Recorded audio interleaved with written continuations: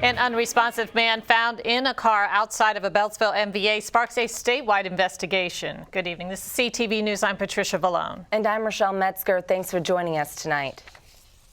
A customer makes an unsettling discovery at a Maryland Motor Vehicle Administration office in Beltsville this morning. State police say just before 8:30 a.m., a trooper stationed at the MVA branch on Baltimore Avenue received a report of an unresponsive person inside a vehicle in the parking lot. An adult male was found lying down in the back seat of a blue Volkswagen Passat with DC tags. Spokesman Buell Young says he can't recall any other incidents like this in his 9 years working for the Maryland MVA. Nonetheless, as far as customers are concerned, he says it's been business as usual. Disrupted our services, and it was outside in the parking lot. The discovery was made outside in the parking lot by someone who pulled up, parked beside it, and came in. And from what I understand, there were two gentlemen in the vehicle originally. One came in to do business when while he was in doing business, another car pulled up beside it, and they're the ones that came in and said that there appears to be someone in your parking lot who is in a vehicle, and he appears to be unresponsive.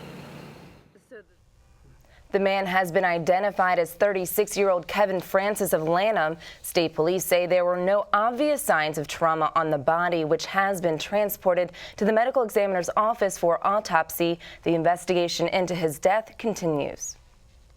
Prosecutors continue to decide if more charges will be filed against the two suspects who were involved in a high-speed police chase that killed a Prince George's police officer.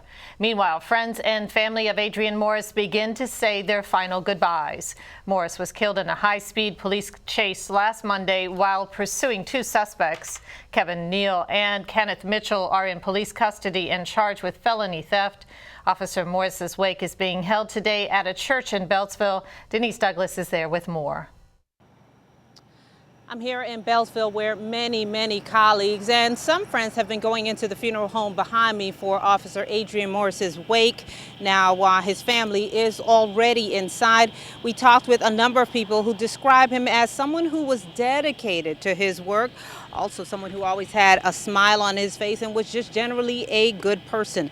Officer Morris was killed in a crash, the wreckage you see right here, in which his police cruiser went off the road on I-95 as he and his fellow officer were going after a vehicle that they believed was involved in a theft. One woman that we talked to got very emotional as she remembered him. He always smiled, very beautiful, handsome, and just humble. He was very good man. He was just full of life. Enthusiastic young guy, and he was definitely going to go places on the department. And you can tell he had the effort was there, the attitude was there, the resilience was there, and that's really all you need in this profession, and a love for the community, which he had. The funeral service for Officer Morris will be held at Woodstream Church in Largo tomorrow morning at 10 o'clock. Thousands are expected to turn out. I'm Denise Douglas, CTV News. And Officer Morris, a native of Jamaica, was raised in Laurel. He became a citizen in 2009. Meantime, county police are warning commuters to expect delays in the Largo area tomorrow. The funeral for the fallen officer will take place at Woodstream Church, located on Lotsford Road near the intersection of Route 202. You can expect delays in the area starting at 7 a.m. Police are planning rolling street closures around the funeral procession. These closures could last up to half an hour. The funeral for Officer Morris is scheduled to begin at 10 a.m. A scary start to the school year in Baltimore County. A 17-year-old student was shot this morning at the Perry Hall High School in White Marsh. That student remains in critical condition at this hour. Police say there was some sort of a grudge situation between the suspect and the student, who both go to the same school.